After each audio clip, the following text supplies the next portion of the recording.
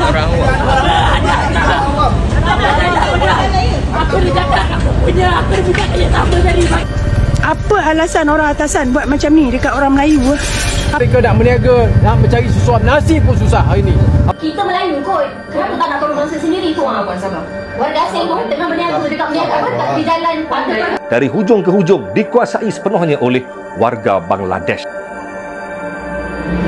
Jika Ramadan di Indonesia dihiasi dengan war takjil yang seru dan bazar Ramadan yang tersebar di mana-mana, yang terjadi di Malaysia justru sangat miris. Bazar Ramadan di Malaysia, yang seharusnya menjadi momen penuh berkah bagi para pedagang lokal, justru berakhir dengan air mata ketika petugas membubarkan kegiatan tersebut dan menyita dagangan mereka, padahal para pedagang telah melengkapi semua persyaratan izin dagang yang diperlukan. Kejadian ini sungguh sangat miris, mengingat para pedagang asing yang beroperasi tanpa izin kerap kali dibiarkan begitu saja, bahkan selama bertahun-tahun, terutama pedagang ilegal Bangladesh. Aku dah cakap aku punya, aku dah minta kerja sama tadi. Bagi aku masa korang ramai. Aku berapa orang daripada aku tutup semua pabrik. Aku dah sadar.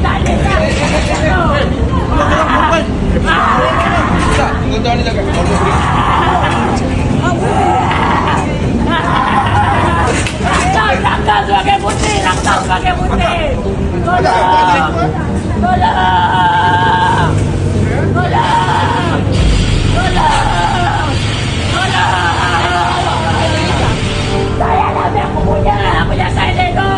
Saya pun tak tahu apa masalah orang-orang atas sekarang sampai tak ambil berat langsung pasal orang bawah. Yang dia tahu, okey, pergi mengundi, angkat kami jadi menteri, kami akan bela semua hidup rakyat. Ni bela ke apa ni?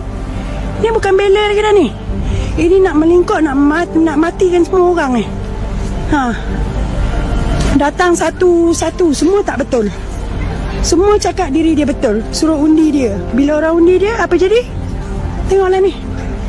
Kesian tak kat orang Melayu? Semua dah siap makanan. Semua dah siap nak jual. Kalau yang barang kering tak apalah, tak rosak. Masalah barang basah ni lah. Nampak? Nampak? Tu. Sup satu periuk. Nampak ayam panggang tu penuh. Dah siap semua. Nampak ni? Dia orang robohkan. Satu tong tu daging dah masak. Adik ni cakap satu tong tu daging tu dah masak. Nampak tak? Satu tong lagi dia dah marinate dah. Bayangkan tengok. Kesian kat orang Melayu. Saya cuma selama ni saya duk tengok dalam TikTok. Okey, saya ingat macam tak ada apalah. Yang diroboh sana, diroboh sini. Last tengok. Semua dah ini belum datang lagi ni. Dia pun belum tahu lagi apa jadi ni. Nampak?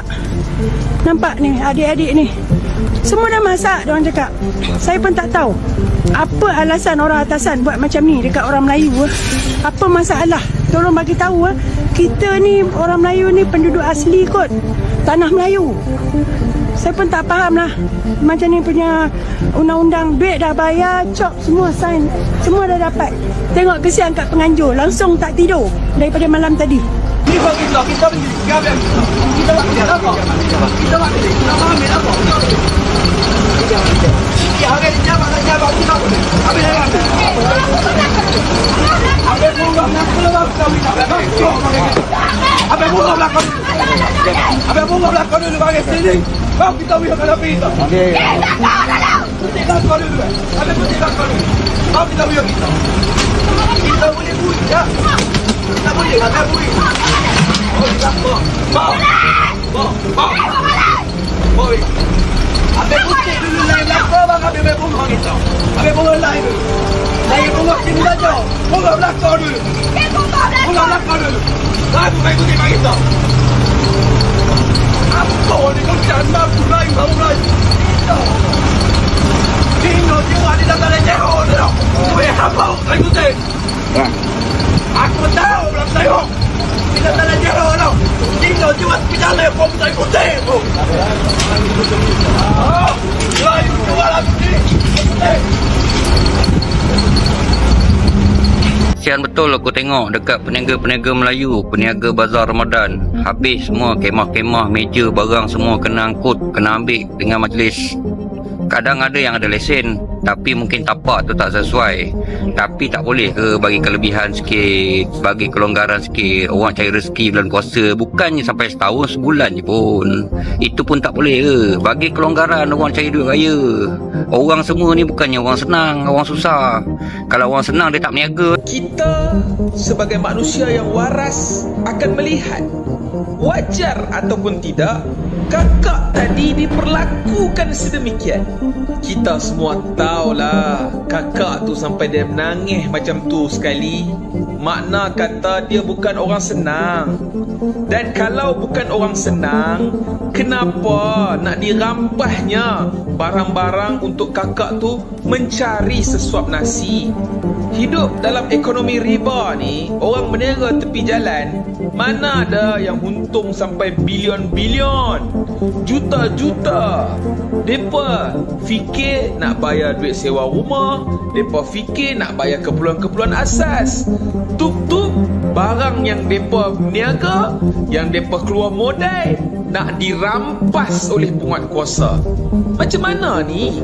Saya dengan rendah hati nak mintalah kepada ahli-ahli fatwa, mufti-mufti, tolonglah, tengoklah sama orang-orang Islam kita. Bila mana hukum Islam tidak dijalankan sebagaimana sepatutnya, kita akan melihat banyak kezaliman dan penindasan. Dalam Islam, tok-tok guru, mufti-mufti, anda lebih tahu, tanah adalah milik Allah. Jadi siapa-siapa pun nak buka apa-apa perniagaan, sepatutnya tidak ada masalah. Tetapi kita semua tahu yang kita duduk dalam sistem negara, kita duduk dalam sistem riba, itu semua tak mungkin dapat dijalankan. Sebab tanah adalah milik kerajaan. Saya nak tanya kepada para mufti dan ilmuwan, sepatutnya tanah milik Allah, bukan milik kerajaan. Tetapi kenapa hukum ni boleh berubah? Dalam akta, dalam perundangan mengatakan semua tanah-tanah ni milik kerajaan. Bukankah ini satu perkara yang mengharamkan benda yang Allah halalkan? Satu lagi soalan, orang berniaga ni bukan orang senang.